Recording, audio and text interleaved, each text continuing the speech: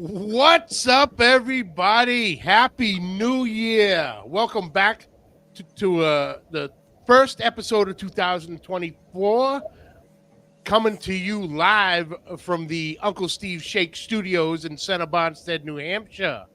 I hope y'all had a great Christmas and holiday seasons, had a great New Year, but it's January 1st. It's Monday night at 8 o'clock Eastern, and it is back to business, y'all. So here we go. We got a hell of a show. We're kicking the door in tonight. Ooh, baby. I got a special co-host this evening. You might know him as Daddy Dutch. Kent, how are you? Doing well, sir. How are you? I'm doing fantastic. Thank you, sir. You know, Appreciate you jumping in here. I have to say you made my day yesterday with that little video clip you sent me. So if a certain someone's watching, I hope she's doing okay today. Hold on, well, look. Oh, there she is. Matt Ferrer, what's up? There's my wife, Mrs. Maggs. Uncle Steve, what's happening? Judge, what's going on? All right, boys.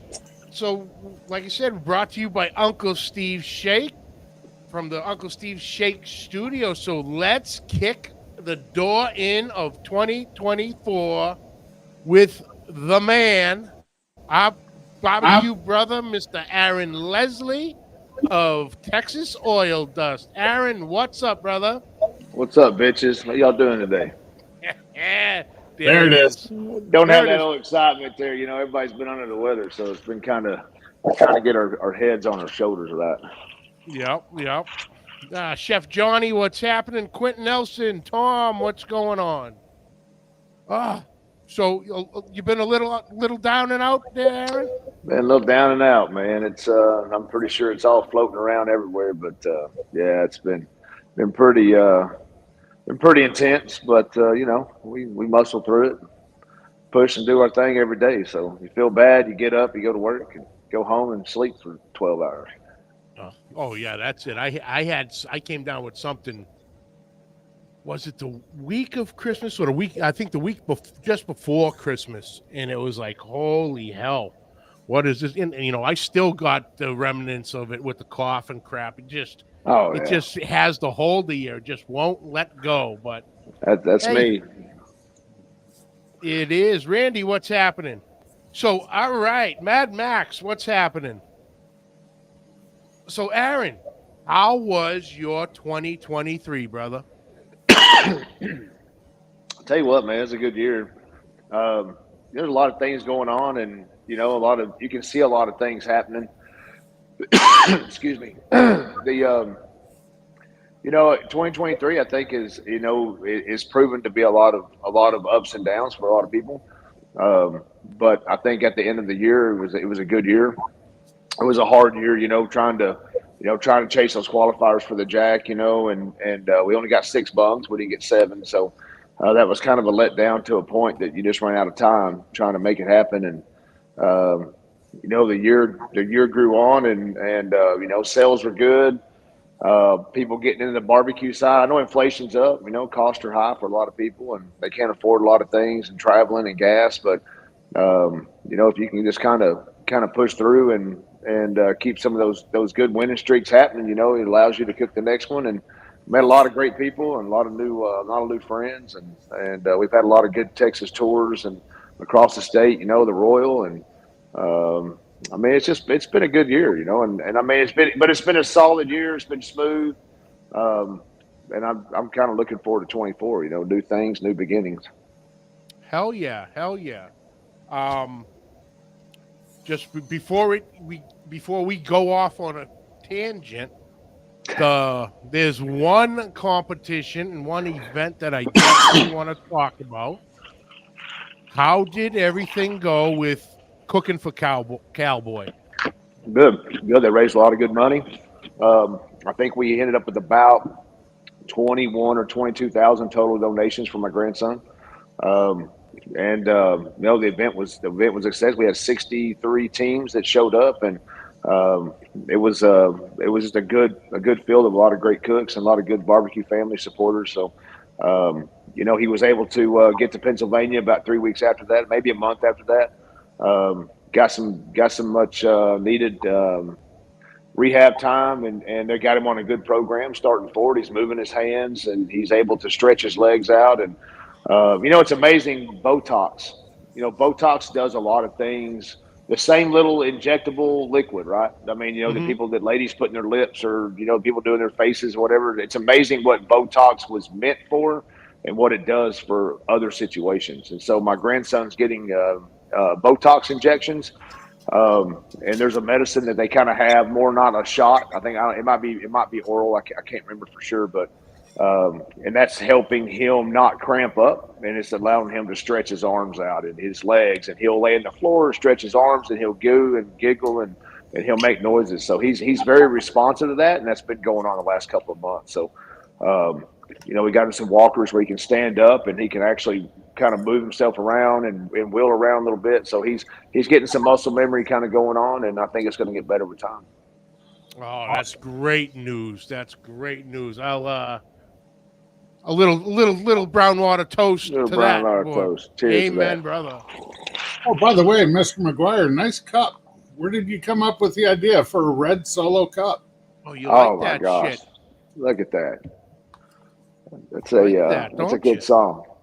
That's a good cup. I got 2 bags, man. I got the Solo cups in my trailer, and I have the Hefties, the knockoffs, right?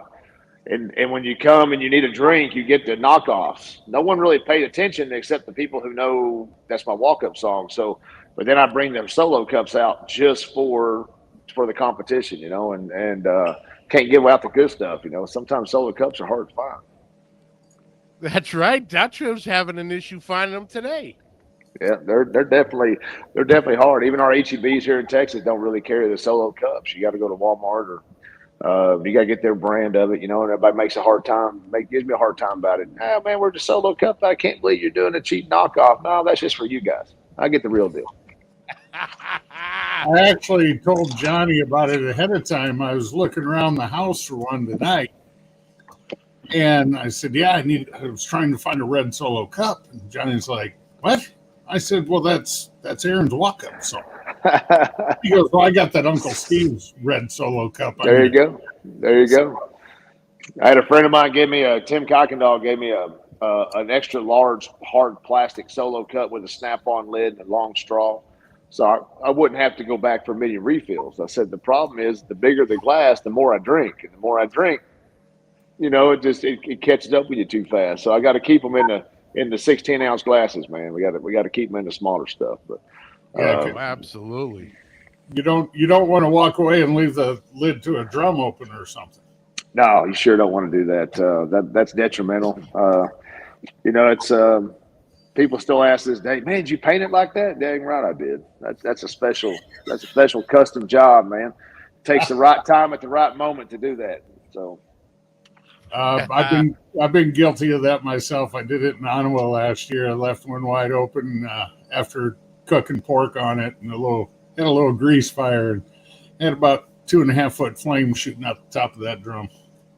I didn't think it would get any worse until my son-in-law has one of my other drums. I have about 13 of them, and so he has one at his house, and it's black.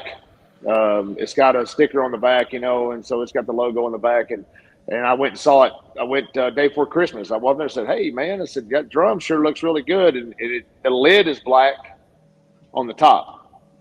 The intake is black, but the whole can is not black.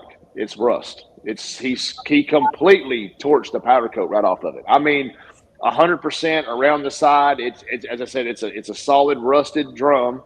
Black lid, and then about 2 inches on the intake where it comes out, it's black, and that's it. Everything else is rusted. So I didn't think it'd get much worse until I seen that one. And he just said he kind of got it on fire. I didn't really realize it until I went over there and I saw how bad it was. So I got a couple to match. Oh, yeah. I'm trying to figure out the heat. That had to be close to 1,000 degrees coming out. Oh no, it'd be more than that. You're probably, because you got to figure the grease in the bottom plus the charcoal. You're probably pushing 1,400.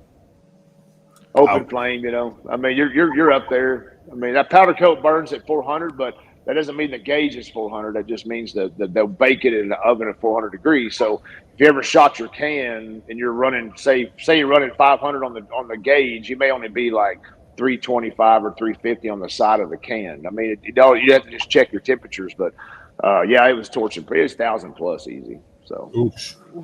Damn. solid grease flames, you know. That's all right. Yeah. That's just character. That's a life learned lesson, man. You can always repaint them. You can do something else to it. So Yeah, what the hell? What did I just do? There it is. Tim Rogers, custom patina. custom patina. She has a story to tell. Yep. Yeah, absolutely. Efren, what's happening? Corby Simpkins, what's going on? Stephen Peacock, thank you for tuning in all the way from Saginaw, Texas. Awesome. So the cook-off went good. 23 was a successful year for you. So here comes 2024. What's the big plans right out the gate? Just stay tuned, man. No, there's man, we got some things in the works that we've been kind of working on some stuff that obviously, competition is competition. Once you get into I think once you get into a medium of competing that you're doing 40 plus a year, even some guys at 30, I think when you start hitting 40 plus a year, it consumes your time, right? So I think it becomes very addictive, and you get to where, like, I think Phil made a post the other day, like 21 or something days. We've been 3 weeks without a competition, and and it's true. I mean, this is the longest span in the last year, besides my back surgery, that I've been without competing. So you're kind of starting to fall in. So you kind of think, well, what else is there out there? And so as you talk about things and as you look at stuff, you kind of want to move into a different realm a little bit. I think if you start to have like some videos, we've been working on videos for a while now. We've been doing some editing. We've got some stuff that we'll release kind of in sporadic moments at a certain time this year, right? So we'll get our YouTube channel up and going a little bit better. We've been working on that for about the last 3 or 4 months. And doing some stuff behind the scenes, but I'm not talking about big cooks. This is small things that, life lessons, like, man, how to make cream gravy. To be honest, if you ask that question, I mean, can you make gravy? No, I've never made it before. Well, let me show you. And so little things that you're doing, that kind of helps the normal guy at the house, or gal, whoever's watching. We'll do some more traveling this year. We'll do some out of state, out of country traveling. Different distributions and different companies, kind of going to see what those guys are. So you're putting that list together, that travel time, a little bit more of a presence on the social media as far as like the YouTube and your videos and your how-tos and so forth. And so they'll be kind of going on. There's some new products, that we'll release at a time that it's the time seems fit to release it, right? Because you just can't keep jumping products out there unless there's a good reason to have it, or at the same time you're trying to build that SKU up. But you want to prove it, I mean, there's a few things that we just released this year. We've been running for 3-4 years. I mean, it just wasn't the right time to kind of put some things out there. So, I don't know, man. It's January the 1st, and we'll see where the year takes us. But I can say that we'll get our YouTube channel and our social media presence up a little bit more. I finally have some stuff that we can kind of put those videos and stuff together that we've been filming to kind of edit. Right, I'm not very good at editing. I don't have the time in the day. I've got a 16-hour day that's pretty booked up, so I don't get to sit there and work on that stuff. So having to try to find the right people that can help, kind of help in the background like that a little bit, it's kind of nice. Mm-hmm. And then just get back to the jack and work on those qualifying runs. Get that number 7 bung and take a breath. And not have to work so hard to try to get there. Hopefully, so. Yeah, man, we'll see what it kind of brings as the future days come up. Beautiful. Jared, what's up? Big Rome, what's happening? I think I saw Lepin there. And so yeah, we got a whole crew today. Whole crew. We're good. But how is everything going at the restaurant? You had an incredible picture out yesterday on a batch of sausage. Yeah. Damn it, boy, was that looking good. Well, I ate that link that I snapped in that photo. I'm gonna tell you what, it squirted. Oh my gosh, man! There's nothing better than a hot, fresh link of sausage that you made, that you put together by yourself. I mean, and it's taking a trial. I mean, shout out to Bill Dumas, at Salsa Sensei there at John Brotherton's. I mean, that guy. I took a private sausage class with him last summer, and we've been making sausage for 2 or 3 years, but it just wasn't. It wasn't a commercial restaurant environment piece of a link, right? I mean, in barbecue, I think barbecue has gotten to where everybody kind of has the same similar profile. Like brisket's kind of close, ribs get kind of close, and so I think, but sausage and your sides kind of set those things out. So you start looking at what's going to set this barbecue establishment against another one, and trying to make the Texas Monthly. Daniel Vaughn. He's been out a few times this year, and we made the Texas Top 25 back in August, and that was a big thing again. I mean, getting those shout outs and getting those articles like that, but it's a goal, right? I think I told you I had 2 goals the last time we talked, and it was to make the Texas Monthly, the top 50, and it was to go to Jack. Well, we made the Texas Top 25, and I fell short 1 bump. So I feel that I still reached my goal, whether I didn't make it to Tennessee or not. The restaurant itself and John Scarber here at Midland Meat Company, those are recognitions that that he gets to hang his hat on, and we all work hard here, to make that happen. So the restaurant is man, it's been busy. It's extremely busy. We're maxed out to a point between your normal barbecue and your caterings and the amount of capacity, and so there's some things in the works there to kind of move and get bigger, but the restaurant itself is running. It's a good fine machine, and everybody here we got a great establishment full of people, and we're just cranking out the sausage we brought back on. I was making it, I think, probably about February. I had to stop making it. I just didn't have enough time. We were just busy. So Midland Meat Company has their own Wagyu beef sausage that they've got like 4 or 5 different flavors, and so we were just using that instead. This about 3 months ago, went back to making sausage again, where the time schedule opened up. So that kind of brings you back full circle, where you not only do you have you're doing your meats, you have an in-house link, and so. If you can make a good batch of sausage, man, the customers will rave about it, and the word will spread, and you'll just kind of get known for that, just like a lot of other establishments are. So, it's the restaurant is going good. Between that and competing in the Texas Oil Dust line, it's a full-time gig. I'm getting gray hairs that I shouldn't have. As you can see, it's really getting there. It's I'm about to get a haircut. My haircut lady's probably missing me because November, December is pretty busy. Absolutely. Dutch, I saw the pen. What's up? Nothing. I saw you just. Oh yeah. That's usually a hey, I have a comment. Well, it is. So go ahead. All right, Aaron. Speaking of the Jack, okay, we all know the one guy who made it with 7 bungs this year. His name will remain nameless. So how many other guys do you know that had 6 other than you? I think I'm the only one that had 6. Don't quote me on that. I know a lot of guys had 5.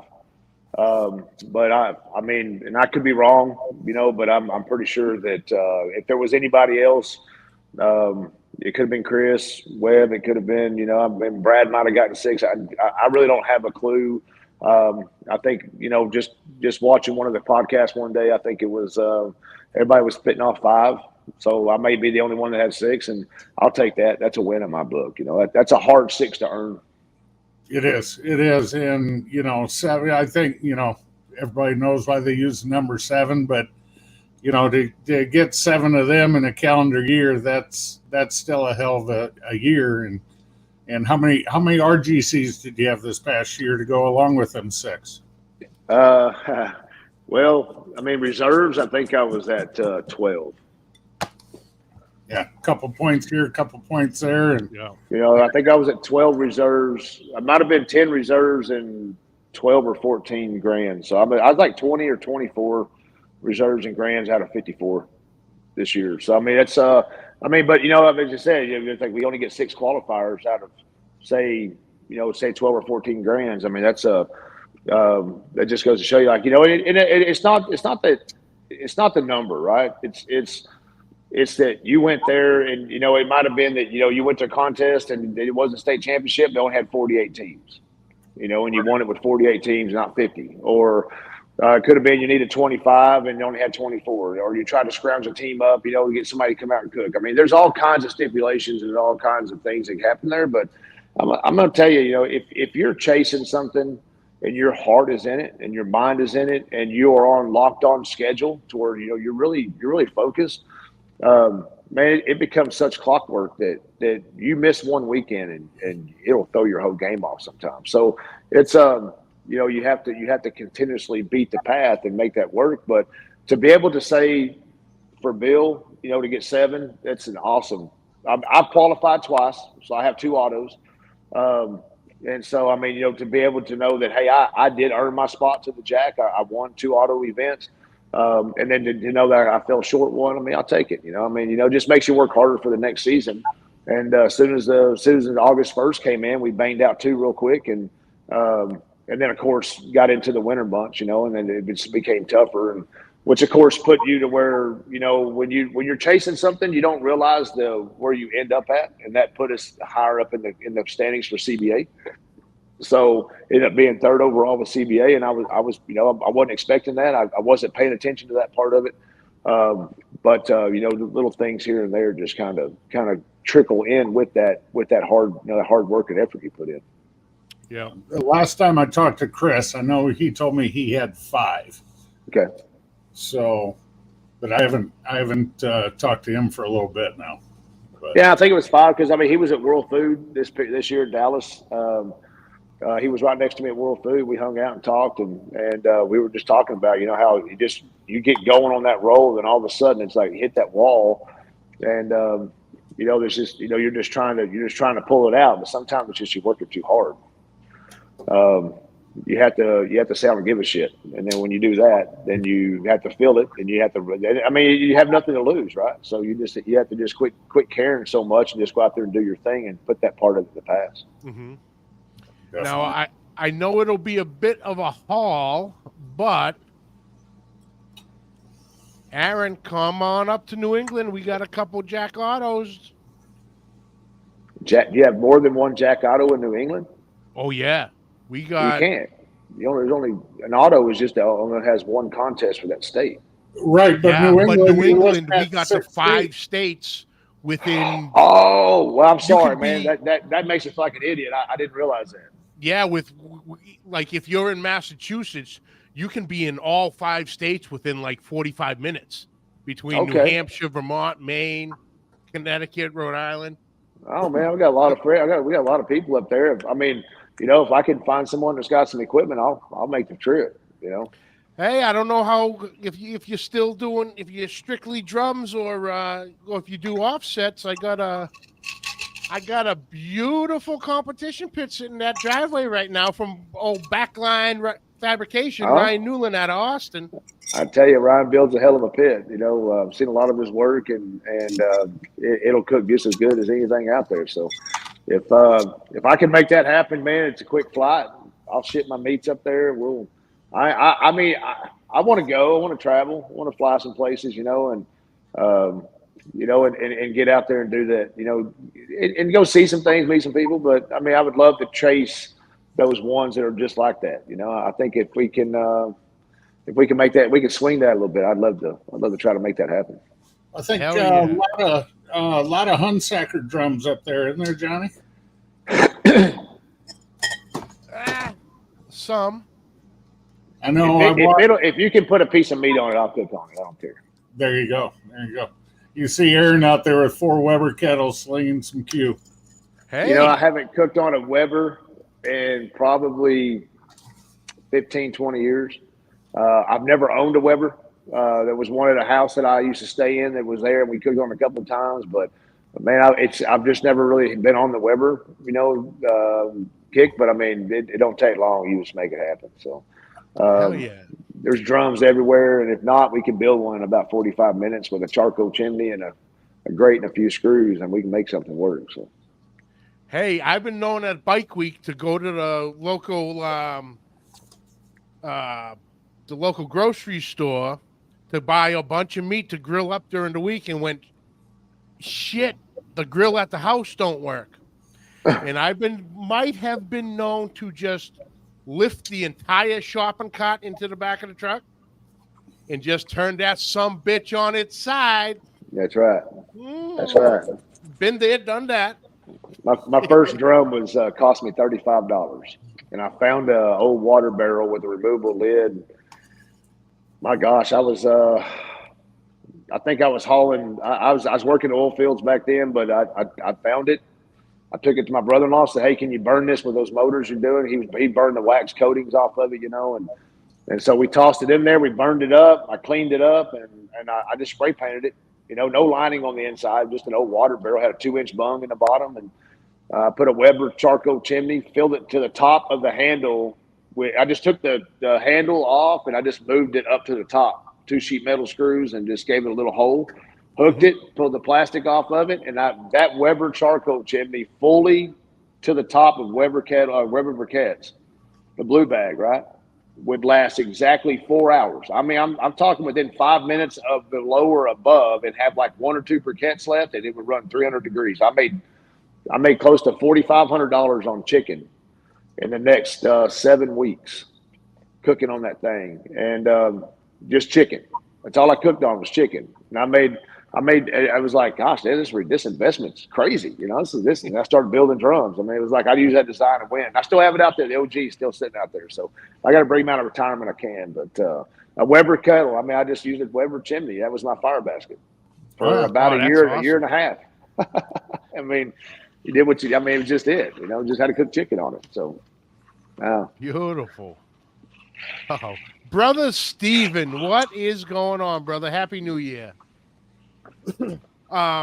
So Aaron, the last time we were on, we got into your product line a bit, but we didn't really get into like the jacked Dutch. Mm-hmm. I believe you are currently in possession. Yes. How's all that rolling? Is it taking good? Oh yeah. Doing numbers for you good? Oh yeah. So a lot of guys have known about the Jack. It used to be FOS F8, and it was just a play off of like Fast and Furious, right? So I couldn't come up with a name. I was like, it's phosphate, so I'll just do it FOS-F8, and play it off. And I had it in my barbecue classes, and I would take some with me. I'd make sure I got a couple of cases, and I would just hand out the bottles and let the guys in the class know what I'm using. This is what I'm using. This is what they've got. I think in 17 or 18, probably late 17, early 18, I had probably 5 cases of 1 pound bags, and me and the guys that were cooking with me on the Team Oil Dust, and we were just using it. I say, hey, let's just use this. Let's just figure it out. Let's just see what it does and doesn't do. Because at the time there was probably 4 or 5 other brands, but it just wasn't. There were some things that I wanted to see that kind of happened, but you can find different types of phosphates, and you can find different ingredients, so we played with it for a while, but I've been running my jacked since probably late 17, and it's never really failed me, and it's got its purposes to it. There's some things you can do that kind of sets outside the box a little bit. We were talking earlier, you can people are nervous about phosphates because they don't exactly know the rules. Yeah. Like an injection, you can mix an injection on a Monday and inject it on a Friday, right, for a competition. Some guys will mix them, and if they have it left over, didn't compete, and then it sat in the fridge for 2 weeks, they'll still use it. I've done that. I mean, I've done well with it. I'm not saying mix them on a Saturday or a Sunday, and 2 weeks later, go to a competition and use it. That's only if you feel like you can get away with it, or you feel comfortable with it. Kind of stretching yourself outside the limits a little bit. But phosphates are one of those ingredients that is becoming more well known, and I think a lot of guys are not as nervous about it because they're hearing more and more people use it.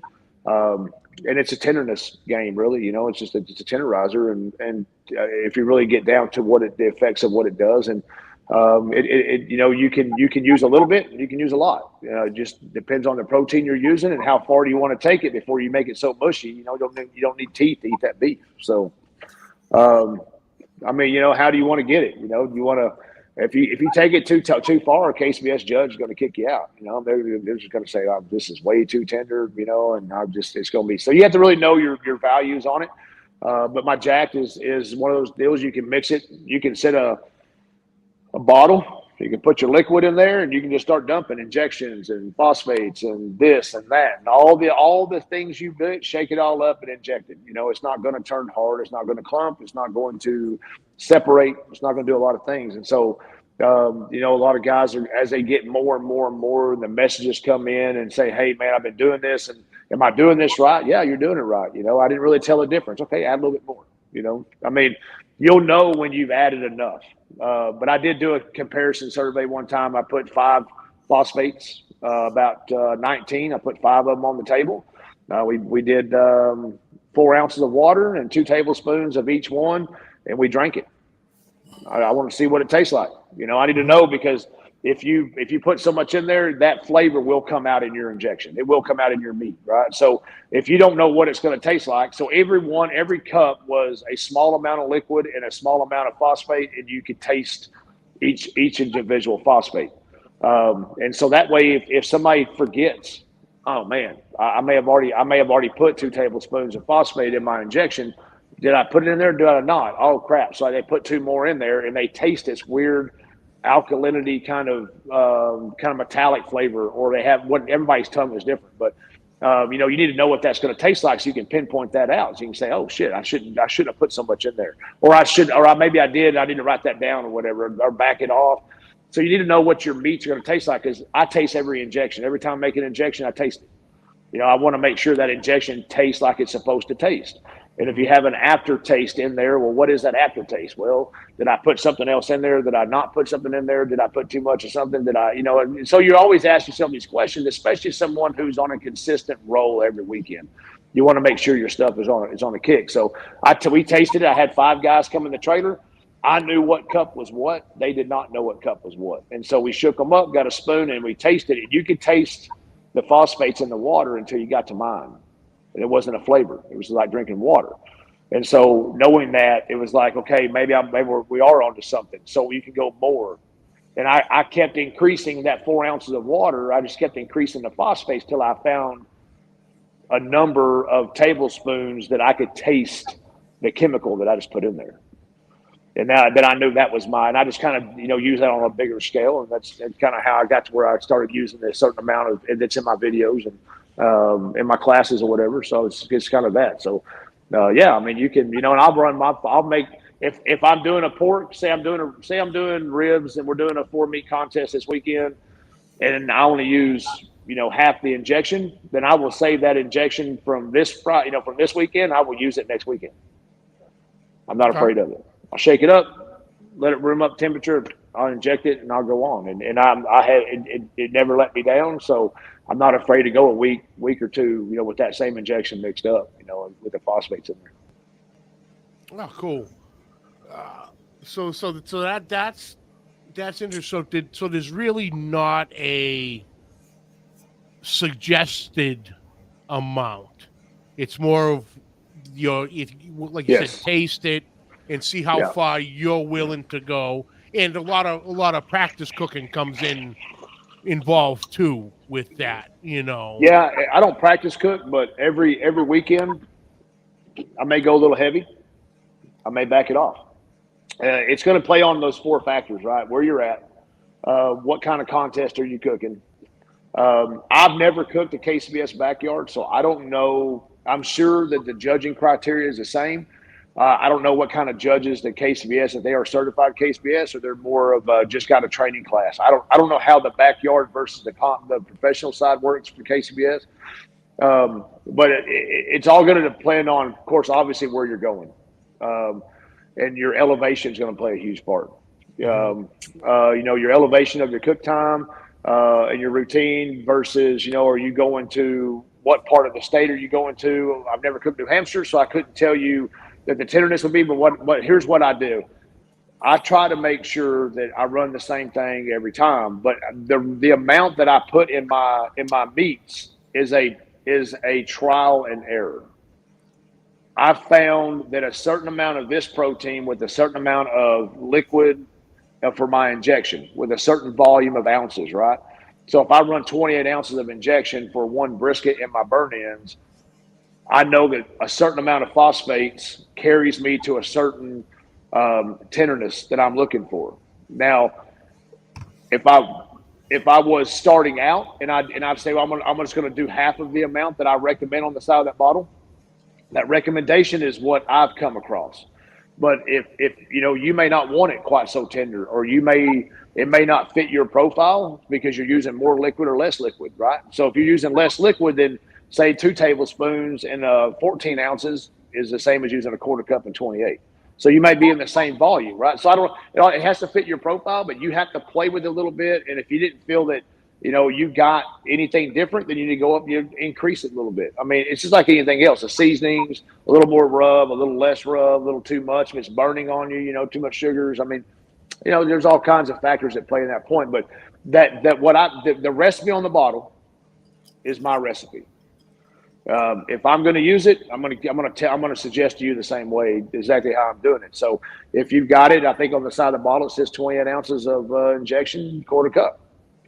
And I mean, that's what I run. And so it's just kind of I'm just giving you my expertise in my matter and what I run. So you got quarter cup on the injection for 32 ounces here. Okay.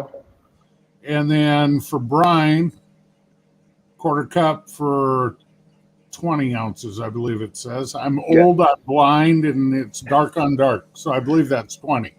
Yeah, a little purple on black there. I don't know. But, and I know 32 ounces is a good number because, in Texas, you can back off your liquid, be a little stronger on your flavor profile. You can add a little extra to 32, and you got that. You got a little more diluted deal. So when I go to KCBS, I had a certain recipe, and when I went to Texas, I had a little bit stronger recipe. I mean, because I didn't want to be it too strong. So, but yeah, that's a pretty close deal for most aspects. It's a great starting point. Very, very good starting point. You just tweak your recipe versus that right there. I just don't put too much. And that's on brisket. But I'm not going to put that in a chicken. I'm not going to put 32 ounces of injection in a chicken, So, I'm going to back off that because I'll tell you what, you put too much phosphate inside of a chicken, whether it's thighs, legs, or a half. Not only will you blow the skins pretty quick, but you can also make it mushy. And then when they go to sink their teeth into a leg or a thigh, and it gets real soft, real mushy, even though it was bite through skin, is that judge going to say, well, that meat was pretty mushy, So you have to really play with that piece of meat. But that recipe there, that's a good recipe for everybody at the backyard at the house, because most guys are cooking a full size packer, and they want to inject it, so it's a bigger piece of meat. We took a 22, 25 pound brisket down to 8 or 9 pounds, right? Exactly. So if they're cooking an 18 pound brisket, they're going to cook probably the whole 18 pound brisket. So that 32 ounces would probably be more of what you would want to use in the house just to fill up that whole big brisket. So it's a starting point for a lot of guys at the house that wants to try something new. At the same time, your comp guys they're gonna decrease and increase as they need to fit their profile. Very cool, very cool. Now looking at the website, you got the pickles now. Yeah, we've had the pickles out about a year and a half, and man, those move good. Most guys will eat the whole jar just sitting there, and they're going to say, "Man, the pickles are so good. We just ate the whole jar. We never even got up out of our chair." Oh, you got a bigger jar. Well, a bigger jar costs more money, Yeah. And you're trying to find a jar size that relates to your retail side, your grocery stores, And if I put a big old jar out there, you'll sit there with sticky hands and you'll be dicking all day long and getting them out there. But the pickles have been out. I'm going to say at least a year and a half. I know a year solid, but I think it was probably middle of 22, late 22 when we put them out there. And then the Jacked, and then of course the Triple X with the MSG has been one of the newer programs that we've come out with. It's everything else has been pretty well established for at least over a year and a half. So it's just a few small things that we were using that we just wanted to go ahead and get it out there and make it available for everybody instead of having to come to me directly for a back kind of a backyard handoff. Yeah, it was. But I saw the pickles, and I'm like, oh, I'm definitely gonna do it because we Aaron, we are in the presence of a true pickle connoisseur. Oh, we have a pickle aficionado here, huh? Yes, we do. Dutch.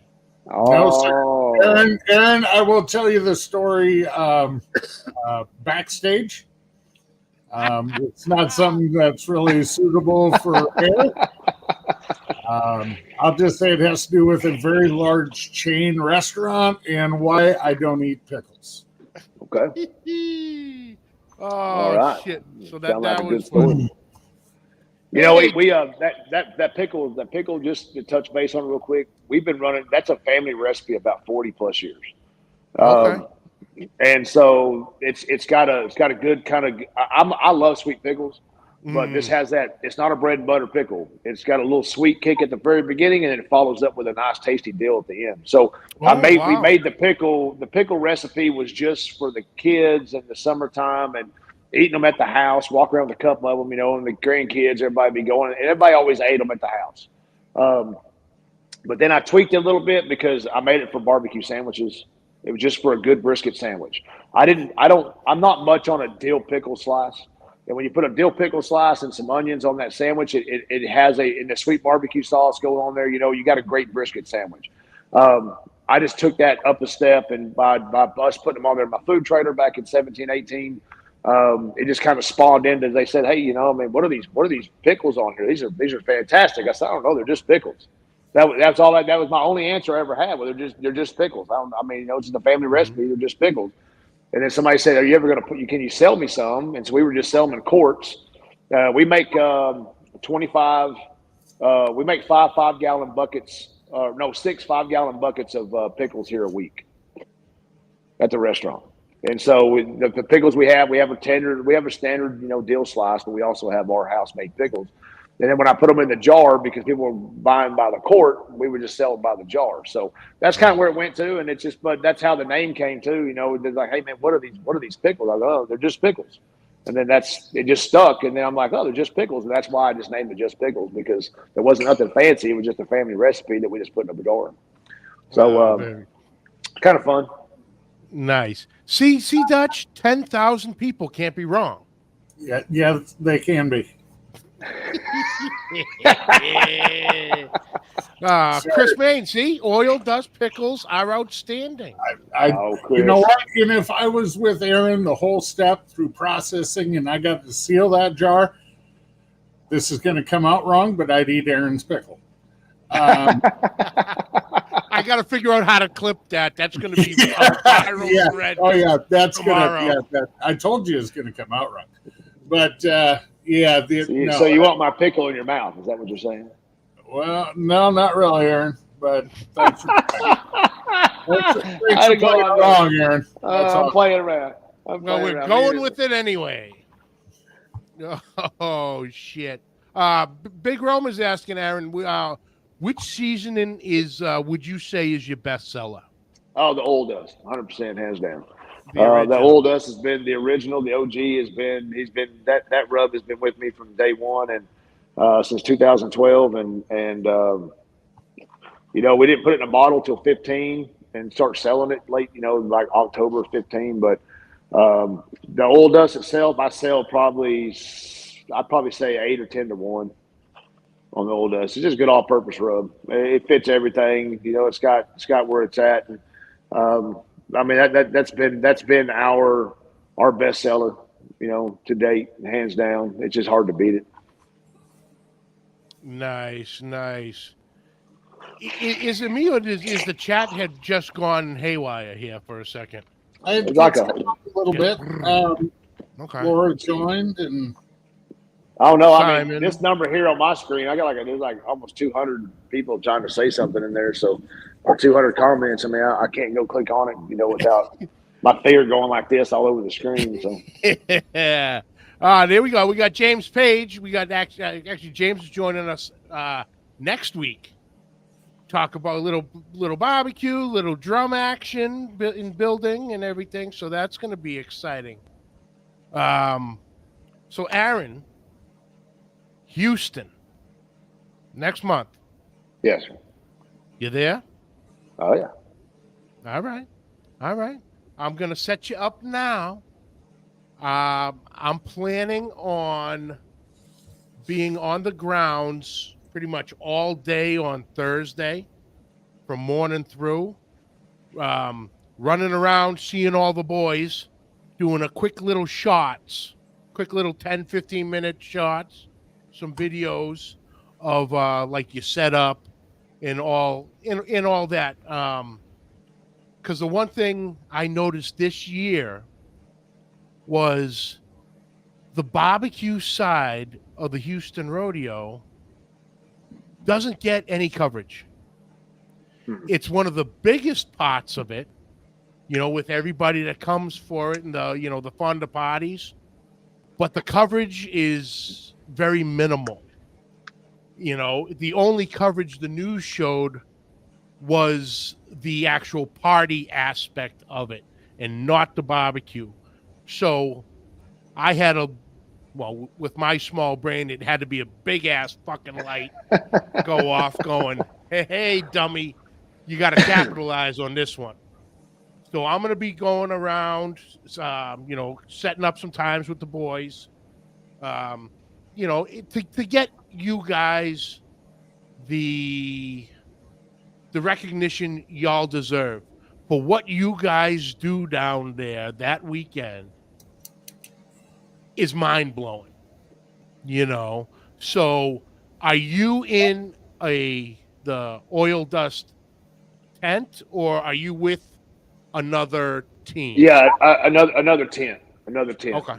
Yeah. So no, and what's so when I reserved the San Antonio Rodeo, Bill Purvis, won San Antonio, then he wins Austin.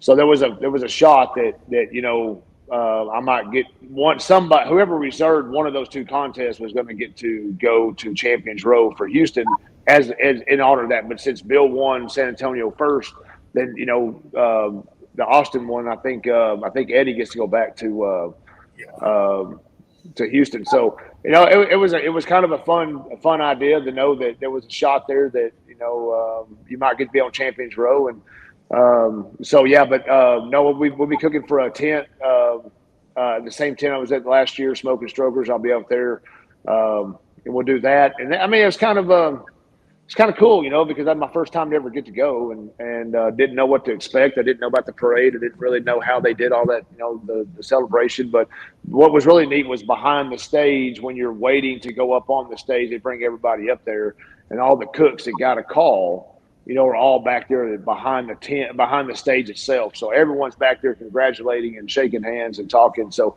there's a lot of good deal. There's a ton of cooks, but it is a party scene. It's a huge party scene. And if you're really into that thing to where you're partying and you're going from tent to tent, or you're seeing everybody, it's right up your alley. But when you sit down to it, you still have to keep focused that you're at one of the largest contests in the state. And even though it's a Houston Rodeo sanctioned event, it's not like one that gets you some of the notorieties that you're looking for. It's a huge deal to win that thing. So, to be in that particular moment, it's just an awesome time. Anyways, it's a great feeling. Beautiful. Dutch. Well, with the, you're saying it's not a CBA, it's not an IBCA, KCBS event. But, like you say, winning that, the notoriety that comes with that, the auto invite to the Royal, the Jack, San Antonio, Austin, that is pretty huge in itself, No, it's huge. you pull off, like the Go Texan team from last year that won Houston. Heard their names called and butchered by the announcer at the Royal for a couple days. They were sitting right next to me, when we got that brisket call. Hilarious. I was like, "Oh man, I'm so sorry." He's like, "God dang, it was like, but it was at the same time, it was kind of like it was fun to be up there, and they were right there next to us, and we were talking about it, products and what they were doing, and from Houston to the Royal, and to get those calls, and I say sanctioned. I mean, you got to remember, everybody, all the sanctioning bodies has a certain way of doing things, and Houston is not. Houston is different. So, from the tagging of the meat to what, you have to think outside the box a little bit, but it takes time. You have to go to Houston a few times or really have some good help from the background. Like, what do you tag and what do you turn in and what can you get away with and what can you put in the box? And so when you're trying to do that, it's different because you're going after the judges are different. And the barbecue flavor, I think still stands out. I think good barbecue travels. At the same time, though, at that particular event, what flavor profile are you catering to more to try to get that overall win? And so it is different. It's definitely difficult to know that because you only get to go once a year. There's no practice for that. Right. And so, but I mean, still, it's an outstanding event to go to, and I was privileged and proud to be able to attend last year, and I'm glad about this year. So nice. Oh, Kyle, what's up? Uncle Steve with the comment of the night so far. Yeah, as far as Houston goes, I might show up. Oh, that's funny. Chris Main is asking Aaron, can you tell us how you like to use your bullseye marinade? Yeah, so there's multiple ways to use that marinade. Just remember, just because something's written on a bottle doesn't mean that's what you're supposed to use it on. For instance, the marinade itself, was when we were doing ribeyes for like the jackpot steaks and that kind of thing. There's a certain routine I have with that, and using it, I like to go longer. I like to leave it in the fridge. I like to turn it every 30 minutes or an hour. I like to let it sit 3 to 6, 7 hours, depending on the kind of cut of meat you're using. But at the same time, it's a hell of a rub. It's a hell of an application to put on a brisket or a tri-tip. Anything beefy related, you can use that as a first layer, or as a last layer. It's a damn good finishing dust when you're going to put your brisket in the box. So I mean, it brings profiles and layers of flavor. It's not just a marinade. You can use as a dry brine. You can use as a liquid. You can mix it up. You can use a finishing dust. You can use as a layer of seasoning on a piece of meat. But my main thing is to use that. With the in the beef broth and to make or water and make myself a marinade for tri-tips and steaks. Any fajita meat, any of your cut of beef, you want to add that little extra beefiness to at the same time to give it that good savory flavor. So we're working on a little bit. Humidity this year. This last year and a half, the humidity's been real bad for us out here, especially.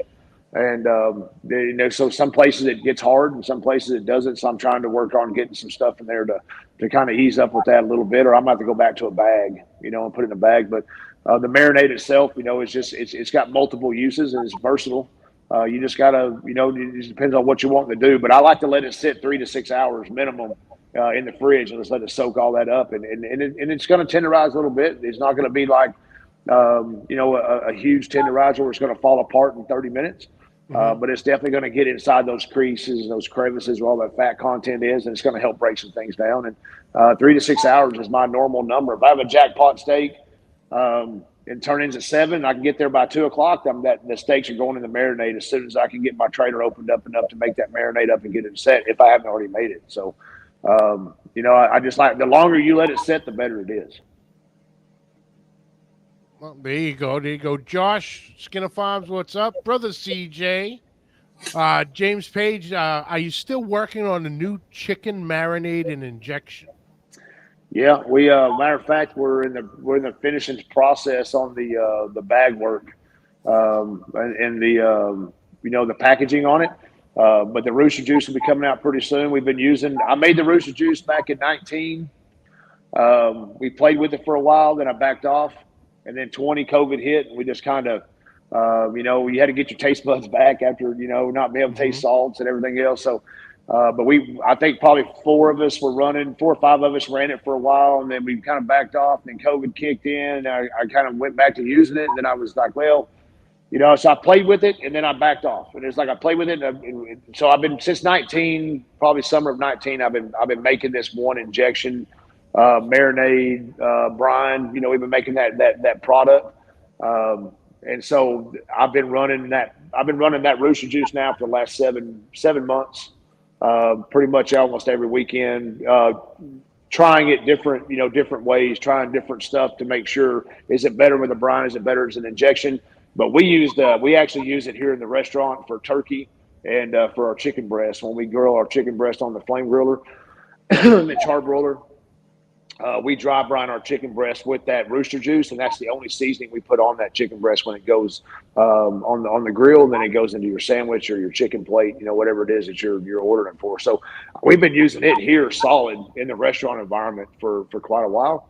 But I would say probably I wanted to have it out before Thanksgiving, and that just didn't. The timelines just didn't work. So I'm going to say probably the next couple of months we ought to have some releases of it coming out. Very good. Very good. Oh, man. Awesome. It's great. What else you got, Dutch? Anything good? Well, somebody said awesome, so you know the rules. Oh, shit. I'm just glad you do this at night when I'm off work now, because the boss frowned on me drinking at work every time you said awesome. Awesome.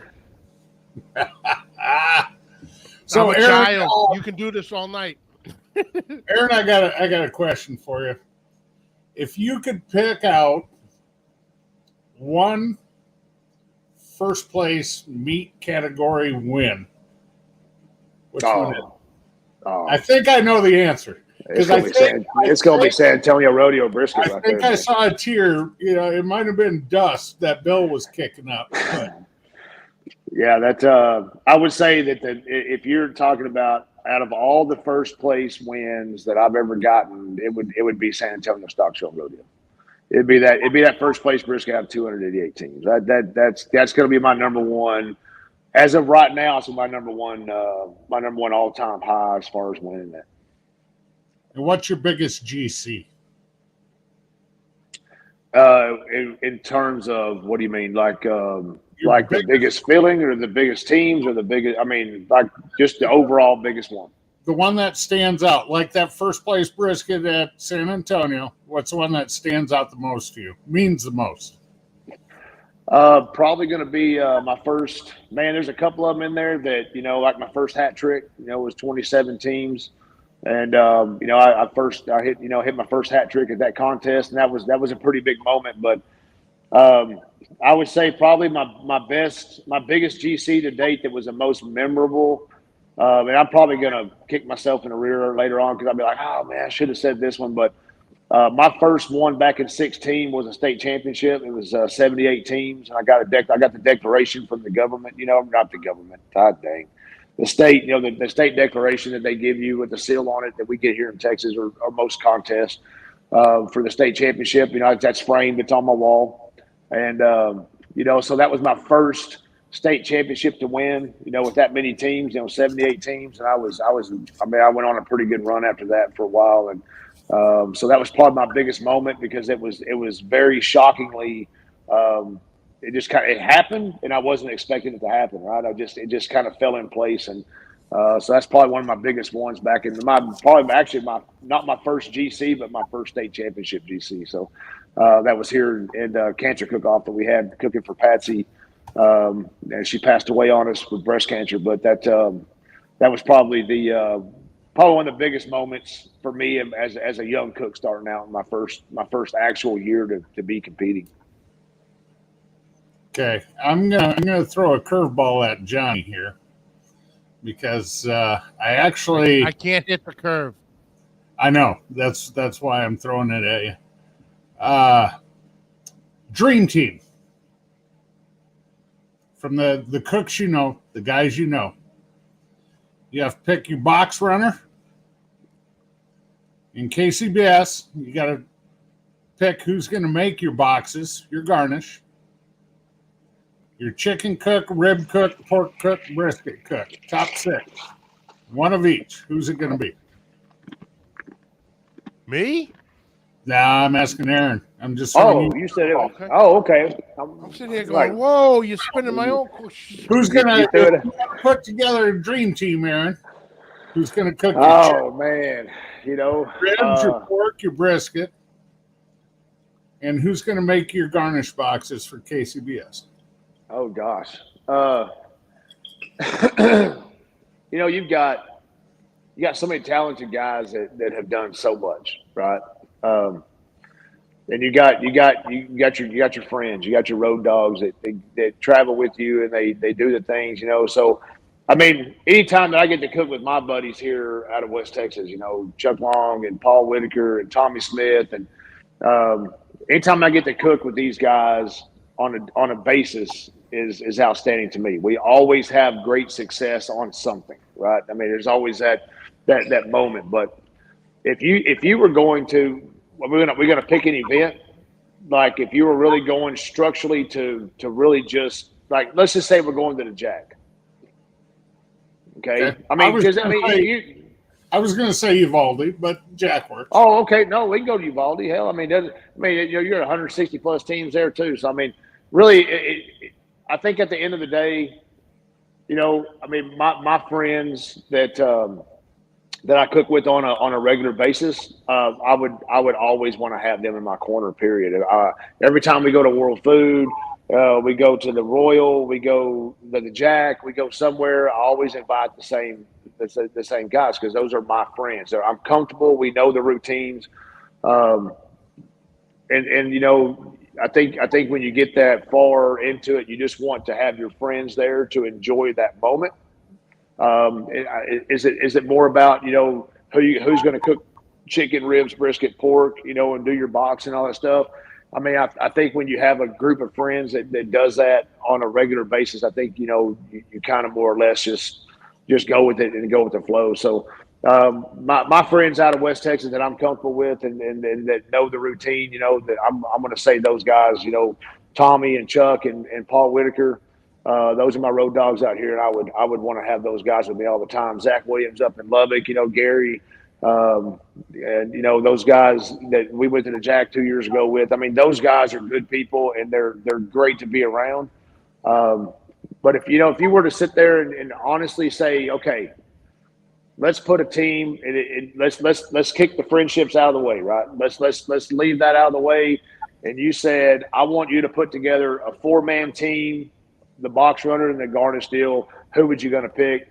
Well, I think at the end of the day, I would probably have to. I would if it was for a big deal, right? If it was for like what we call it here when we're going to do something that's like this is for all the world in China. You know, like we're gonna make that one trophy, right?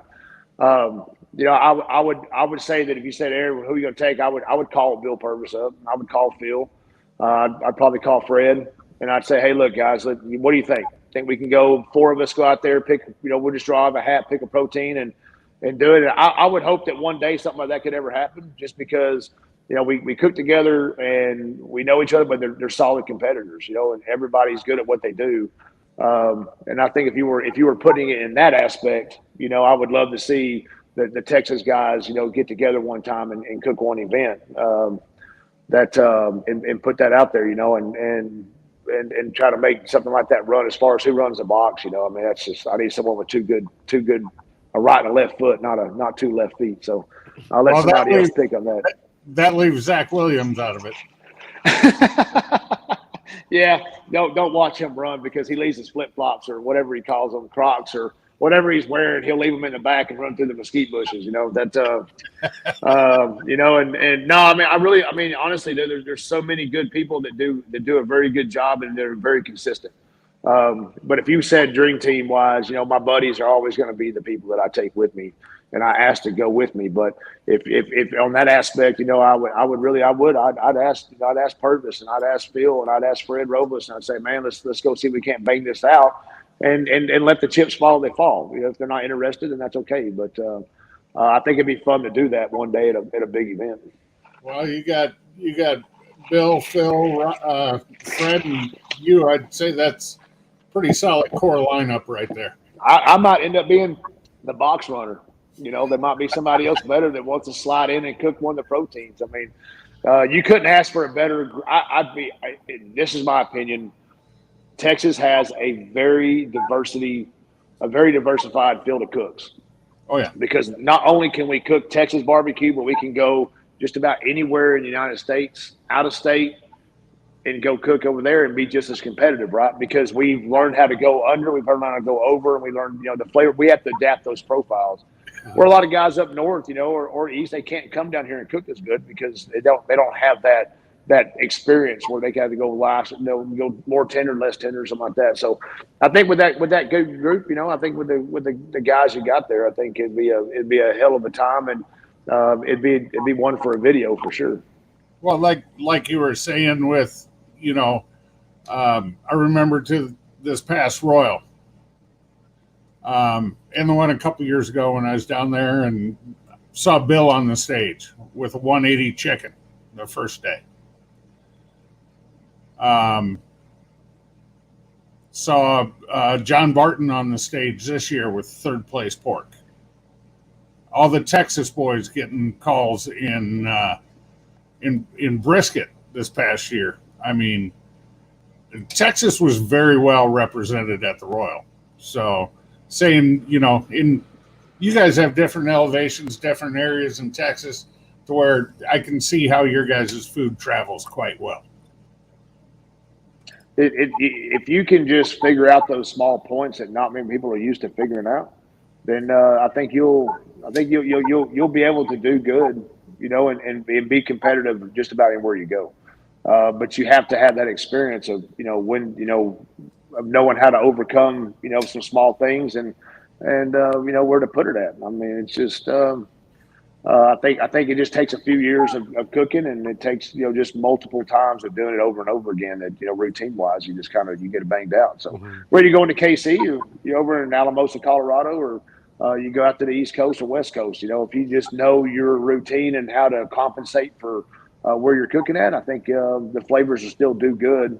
You just gotta do your homework a little bit and just shoot for the best. Yeah, there you go. Jonathan Barton, old JB from Barton Barbecue, had great question here. Is there a specific competition that you have never had success at?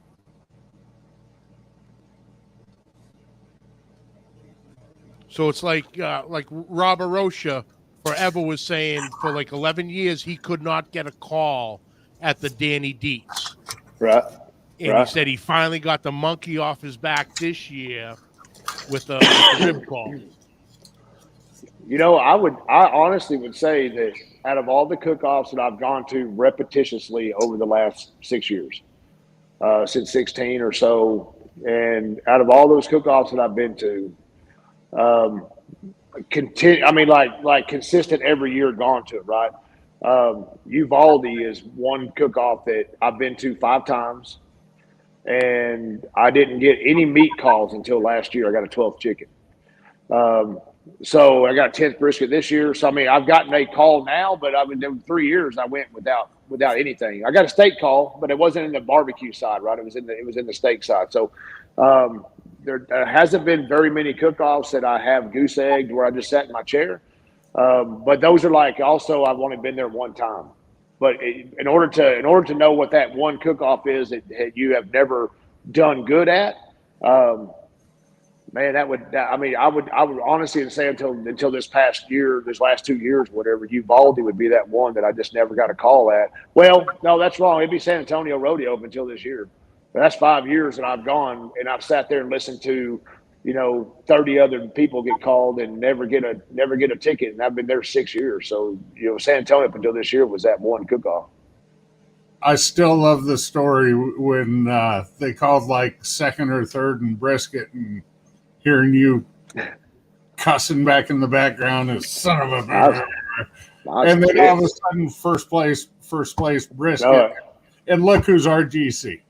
I know it. That's I was so mad, but I was like, screw this, man, fuck this, I'm out of here. I'll never come back, And then of course they keep raising the prices up. They're going to drive more and more teams out of it. They can't afford to go. They're going to drive more and more out of it. So, I mean, it's just, but yeah, that moment, that moment in time is one that I will never forget. At the same time, it's like, the monkey's off my back. Now when we go again, here in a couple of weeks, when we go back, is it going to be a better weekend? Is it going to be the same weekend? Am I going back to that, that no call 3 meat cook off? So, yeah, we'll see. I mean, it's a matter of fact, San Antonio Rodeo has, somebody probably going to correct me here in a minute, but I just got the 3 meats, plus it's got like 4 or 6 sidekicks, ancillaries going on. You've got the beans and you got the steak and you got the anything goes. So right there is already 6. So you got like 6 or 7, different entries, and you've gone 5 years and you have never received a banner whatsoever. So we do them all, just because you're just trying for something, So, but yeah, that story will live. I got the beer can in my trailer that I slammed on the ground. My wife was like, "What, you gonna throw this can away? The hell no! Keep that in that cabinet right there. That goes on the trophy wall. I just ain't got the shadow box done yet, So I mean, just little things like that. You kind of keep stupid things that kind of make you feel good or makes you remember something. But yeah, I'm gonna say San Antonio Rodeo is that one cook off I never did good at, and then Uvalde would be that second one that I you just couldn't quite get out of your chair at until just recently. So it's been that's probably the two that San Antonio would take the cake at number one. You said a name a little bit ago with the guys you'd take to cook with you, and if I remember right, wasn't Chuck with you when you got that place? That's what I thought. Chuck Long was with me. He was with me at World Food in November. Paul couldn't make it, but Chuck was there, and man, me and Chuck, we had a great World Food last year for 22. Hit that first place brisket there, and then we had the ribs, and we had a perfect score rib, and I mean it was a good weekend. We just continued that same profile that we were working on. We just continued that over to San Antonio. But Chuck and Paul and Tommy, those 3 right there especially, but those are my good friends. When you go to a cook off and you got a solo stove and you got some whiskey and a couple beers, you're talking. You don't have to say much, but you can enjoy yourself with a few amount of words. But when they go to cook together, everybody doesn't know they're where they're supposed to fit in because everybody fits in. There's no hey, what am I doing? What do I need to do here? No, one guy's like, hey, we need to go check on this. I'm gonna go check on the chicken while you're checking on this. Everybody just jumps up and jumps into form because the process is kind of the same. So it's almost like the back of your hand. Everyone knows what each one's doing. You may have old Polly over there sleeping in the chair just because he's tired, and old Chuck's over here checking the drums, and Tommy's cooking the steaks. And I mean, everybody's got something going on, and so they know where their process is at. But I mean, and Chuck has been with me on a lot of big calls and a lot of big moments. And he's definitely a guy that I enjoy having. He'll be at the rodeo, San Antonio Rodeo, but he'll be cooking his own team this year. So he's excited about that, So my helper there that came with me to hang out and do it, he won't be there. I mean, he will be, but I mean, he'll be cooking his own team, which is good. So hopefully he remembered a few things we did last year, and he can, because I don't, but he can, and maybe he can have just as much success on his first time out too. So. Or hopefully he doesn't remember too much, right? I'm hoping he's older than I am, so I'm hoping his older age is his forgetfulness and his Alzheimer's. But now we'll see, man. He's a solid cook, and I think we get together, we have more fun together, and we talk about stuff, but we at the same time we don't hold nothing back, and we still share.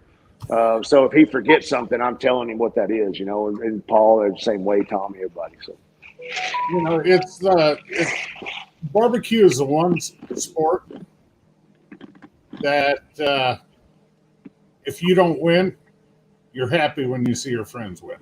That's it. It really is. done a couple KCBSs this year, and I've got to know a couple of the guys. And I heard, their names called, and I was like, hey, good for you, man. Happy for you, because not every day is going to be your day, but that's just the way it is. So, well, it's like when I was sitting there, at the Royal on day one, gosh dang, I'm gonna get tapped in the rear for this, but the team that won day one, I wish my brain was working good, but I cooked with those guys, near those guys in the Jack back in 21. And so we were all hanging out. They come by the camp. We were talking, and it was just it was good to see them, but it was also good to see that someone you haven't seen for in a year, it's in the Jack, and then they come over, you're hanging out, you're talking, and those guys win, and somebody else wins, and it's like you're happy for everybody that gets a call because you know that they worked just as hard as you did to try to get that, whether you walked or you didn't walk. And then all of a sudden, it's like boom, you get your name called, and it's like, oh, I'm okay. I get to celebrate that with those guys, and I get to be up on the main stage, and everybody, I think more than not, even though you didn't have the outcome that you wanted to, and your friends got the walks, you celebrate with them, and you don't show that you're disappointed. You show that you're happy, and you go, because you don't want someone to think, oh man, he's mad because I got to walk and he didn't. You don't want to have that. You want everybody to be excited. So I want to celebrate, and I want to cheer on those folks and support them just as much as they would me if I was to get that walk. So and that's one thing about the Royal. You don't make a lot of money unless you win it. But it's the recognition that you got to go up there and get that ribbon, and you put those ribbons on the wall, and it goes with your barrel heads and all the other stuff that you get over time, and it was cool trophies. So, we support our friends just as much as they would hopefully that they would do us. So when you're referencing the Royal there, do you mean the Invitational or the Open? Yeah, the Invitation. The Invite, okay. Because I was going to say, the Open, that was a mess. Yeah, that was a mess. That was a very tiring day. The Invitational was fire at the end of the day. That's it. Right. Up this way, yeah. Faded. Yeah. Faded. Yeah, it faded, and that's what I was trying to. I was trying to remember the team name, and I just your brain's in a fog from all the crap you take, and how bad you've been feeling, and of course the process we have going on. But yeah, those guys, man, they were great. They were a great team to meet a couple of years ago, and we had a blast then. We got to talk and hang out, and then they get to win it in the Invitational, and it's just like, man, it's awesome to see those guys to do that and to be that one team that made it. It's always good. That could be me one day, and hopefully it comes about, where that happens if we get it. So that's the Royal was day two was kind of a messed up deal. We still had to drive back home.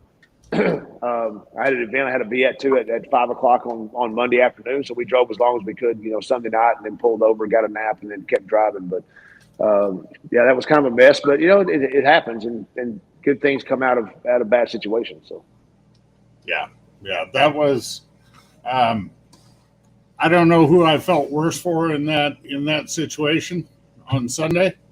Yeah. Whether it was David from Machete Boys or for Janky Leg.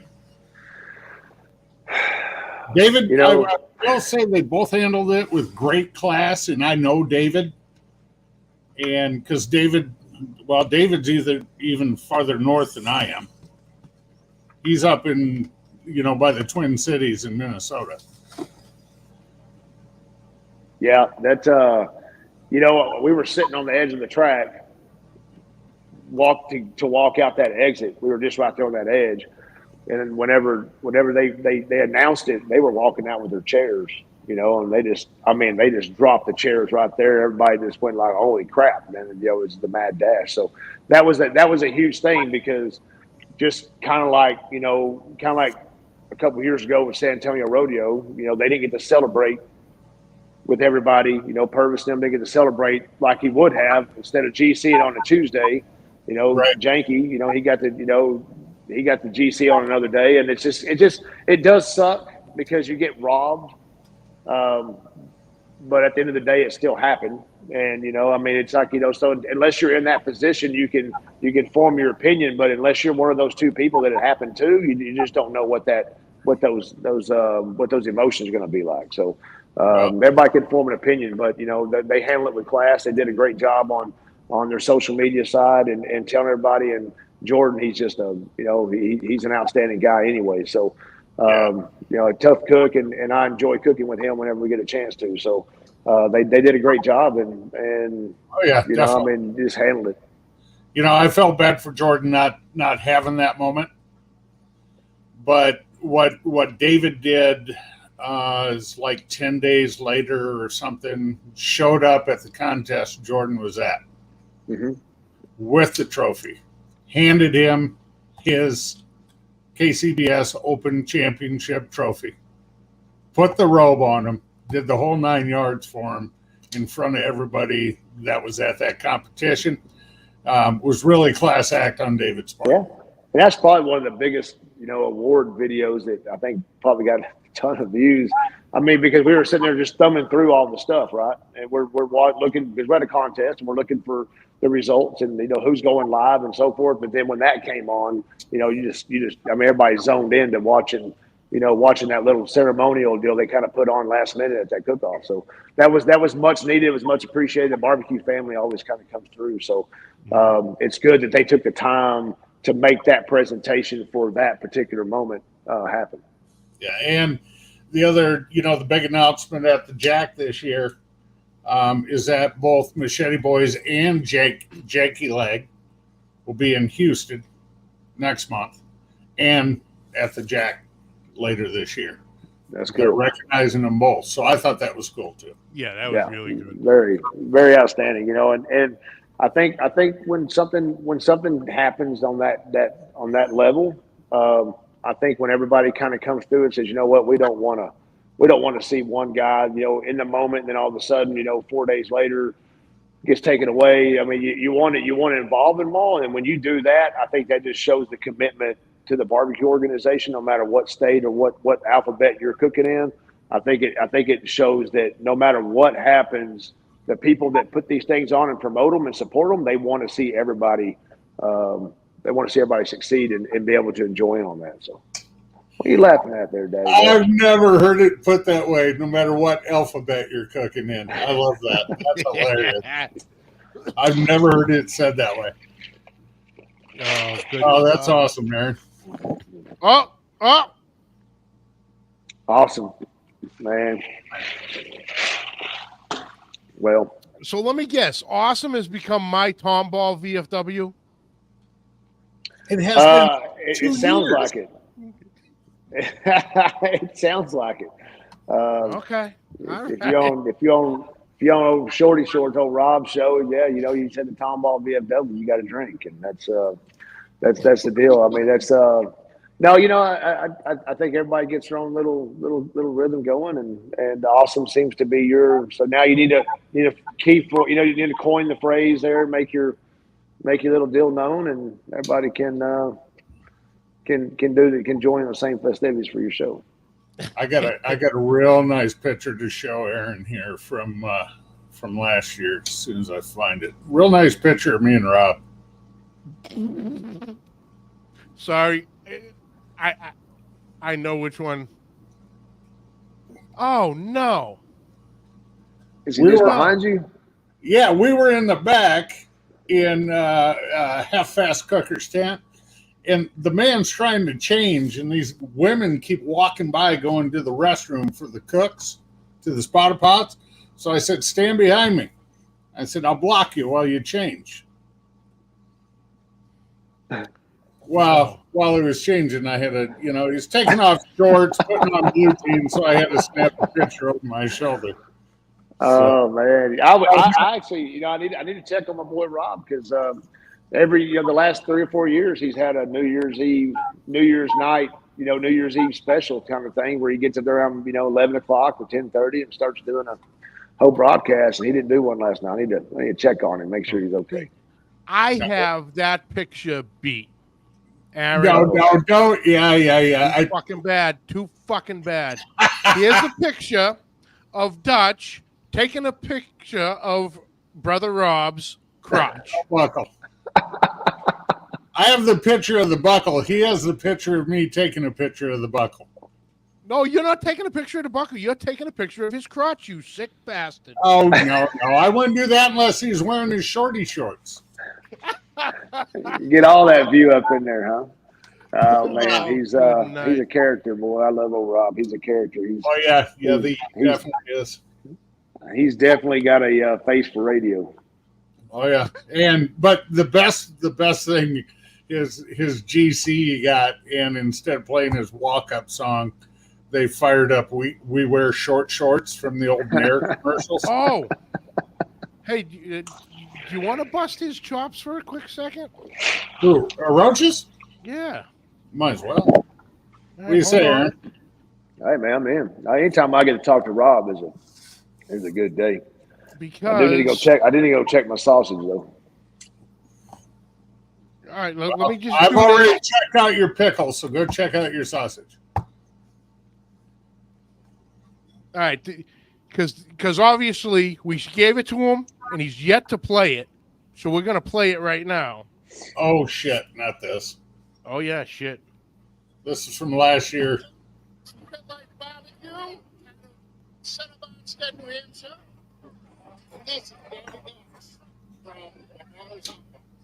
You're watching the Soul Smoking Gooder Show.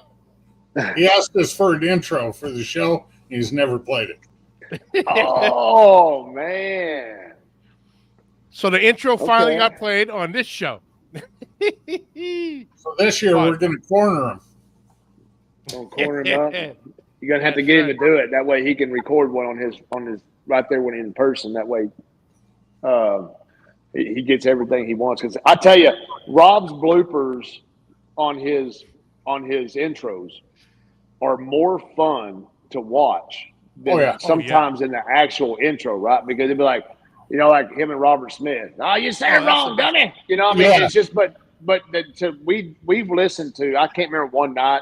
There was 4 or 5 of them, and it was just the whole back and forth, going in between it. Them saying it. Mm-hmm. So sometimes his blooper reel that he never stops taking, right? He just goes in and cuts what he needs. His blooper reel gets to be really funny. I mean, it's to see him interact with the cooks that are doing that.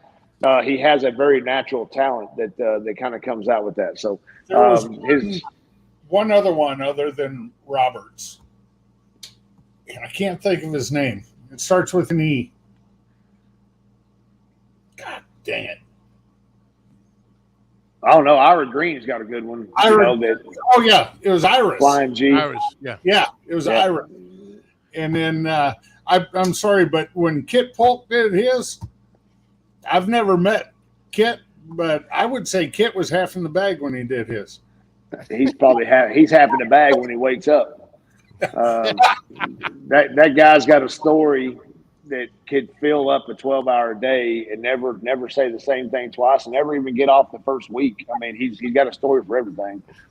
And he is a surfer, I mean, the cowabunga, the whole, I mean, he's straight up, he can ride the waves and he can talk it up, back it up. I mean, the guy has a very lively, past that he can talk about and he's something else. So gets a really good guy and his intro itself, may come over one way, but he just always, he's always there. He's always a good time to be around, whether it's breakfast at 9 a.m. or it's scotch at 10 o'clock at night. He's always a barrel of laughs no matter what he does. Oh, beautiful, beautiful. Well, awesome. Aaron,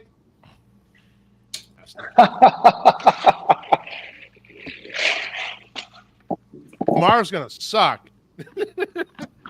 Aaron, thank you, brother, for taking the time. It was great to get you back on, get a little deeper into everything. I will catch you in Houston next month.